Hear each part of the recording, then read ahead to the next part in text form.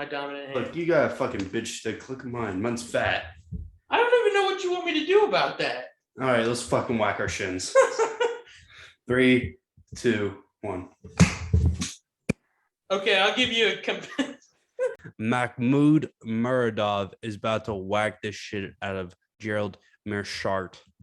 Yeah, like you shart your pants. That's how you say his last name. All right, Makhmud Muradov coming at 25-6. He's fighting out of the middleweight division at 185, coming at 6'2", with 75.5 inch reach. Coming, I have Uzbekistan, if I'm not mistaken, or I can't say that. Anywho, he's coming off sizable win streak. So he's coming off a win where he got a flying knee versus Andrew Sanchez at the end of their fight in round 3, which he looked phenomenal, showed great stand-up ability. He has all the tools that you need to be a contender in this weight division. Gerald Meershart coming at 32-4, the wild, salty dog of the middleweight division, coming at 6'1", 77.5 inch reach. He's coming off one versus Fabinski, where he used his patented guillotine to get it done. And before that, he got fucking knocked the fuck out by Chimaev. No surprise there. And before that, he got real wrecked versus Ian Heinisch. However, he's pretty much a guillotine expert and loves to get it done there. Zach? Well, just touching back to the roots of the calf kick experience, I would be remiss to not mention the name Jon Jones right now. We've already talked about Chimaev at this point. We've already talked about Islam Makhachev. The only person that tends to make a regular appearance on our show is Jon Jones. So might as well toss that in there. Excuse me. But looking at some analysis, looking at this fight and being a little bit more serious here. Man, when I look at Muradov, the thing that really stands out to me is not his exceptional striking. It's not the way that he's putting guys down. He's got 100% finish rate in the UFC. Like, it's not common to see that, even if you're fighting cans, even if you're fighting guys that aren't that great. It's the fucking UFC. But he doesn't get taken down, is my point. He's got pretty good takedown defense. And, Gerald Meershart at this point has proven that he's not a very good striker. He's got a negative significant strike rate, and he's got like something ridiculously low, like a 51% striking defense. So he's definitely proven he's hittable. I think Muradov gets the job done here. I would like to say he puts him out pretty early, because Meershaert's only chance to win this fight is to get it to the ground, and I just don't see that happening.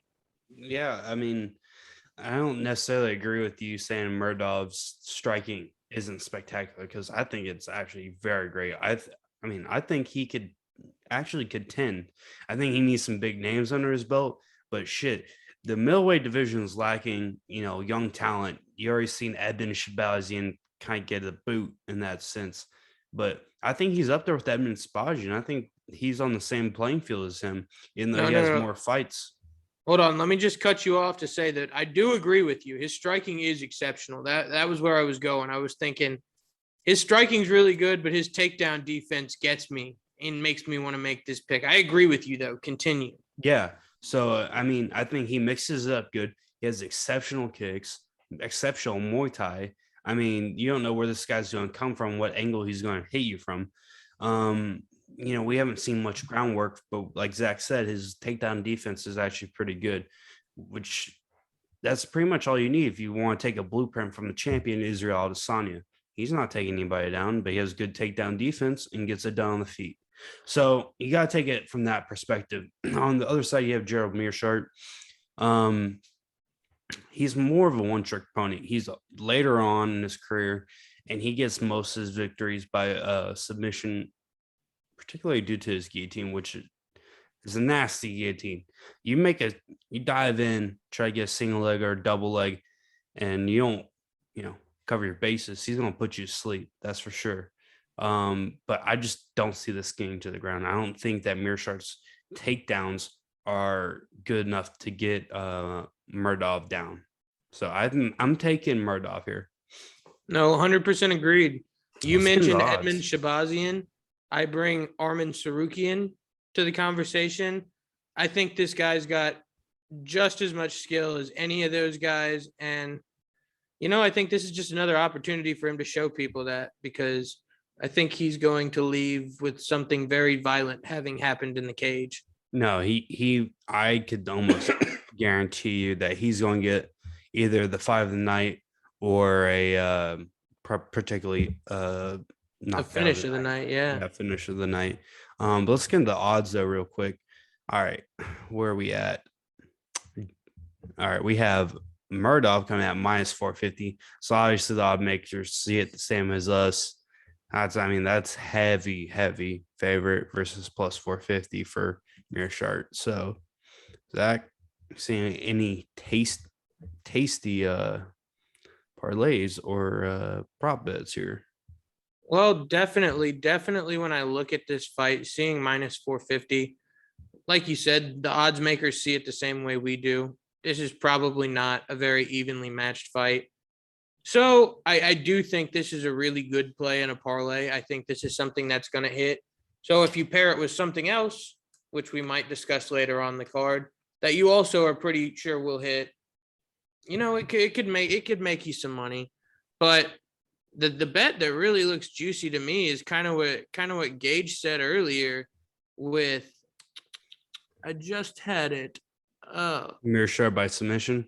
No, Muradov by TKO or KO is only minus 150. So it's not positive money yet. And it's still pretty, it's not fantastic odds, but it's a lot more playable than minus 450 if you want to bet on this fight. Yeah, absolutely. I couldn't agree with you more. I mean, obviously, most of the time when you're looking at somebody winning by TKO, you're getting plus money all the way through, but minus 150, I mean, I think that's what everybody thinks it is. Yeah, you could do Muradov wins inside the distance at minus 185 on the off chance that maybe he rocks him with his striking and then slips a guillotine in there, or rear naked choke or something, takes the back. Once you get to the UFC, some of these jiu-jitsu tricks, everybody knows them. Yeah, absolutely. Anything else you want to mention here, Zach? Or No, I think we're good. And I would just like to mention that you should follow the Calf Kick Experience on Instagram, because I think Gage and I are going to make a collaborative bet card, including some parlays for this week, some plays, and give you all a chance to just peek inside the magic without having to take the whole thing down your throat. absolutely.